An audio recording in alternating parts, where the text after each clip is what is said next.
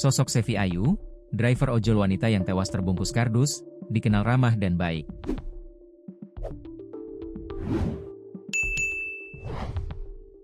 Mengenal sosok Sevi Ayu Caludia, driver ojek online, ojol, yang ditemukan dalam kondisi terbungkus kardus di Kedamean, Gresik. Sevi berusia 30 tahun berasal dari Sekardangan, Kabupaten Sidoarjo. Di mata rekan-rekan sesama driver ojol, Sevi adalah pribadi yang menyenangkan dan ramah. Anaknya itu memang kalau ke sesama ojek online itu grapiak, ramah, red. Sering kalau pas cangkruk bareng di warung, dia yang raktir kopi anak-anak. Muda tua jadi temannya.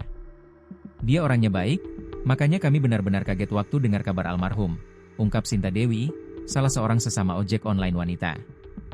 Dikutip tribunmataraman.com. Selain itu, kesaksian serupa datang dari para tetangga. Sevi dikenal sebagai sosok sederhana dan rendah hati. Meskipun berlatar pendidikan tinggi, ia tak gengsi bekerja sebagai driver ojek online. Anaknya apa adanya. Kalau berangkat kerja dari rumah pakai jaket ojol.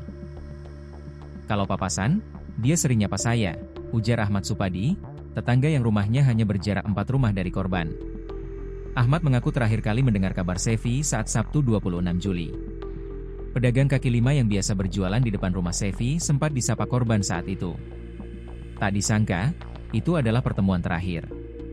Sampai sekarang tidak menyangka, anaknya yang dikenal baik, tapi ada yang tega mengakhiri hidupnya, tandasnya. Sebelumnya, driver ojol wanita ditemukan tewas secara tragis terbungkus kardus di Kedamean, Gresik, Minggu, 27 Juli 2025.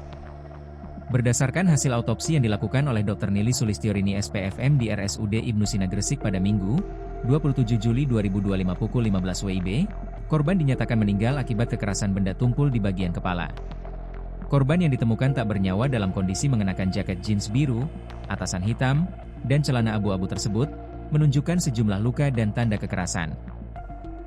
Dari pemeriksaan luar, tampak lebam keunguan pada dada kiri dan punggung.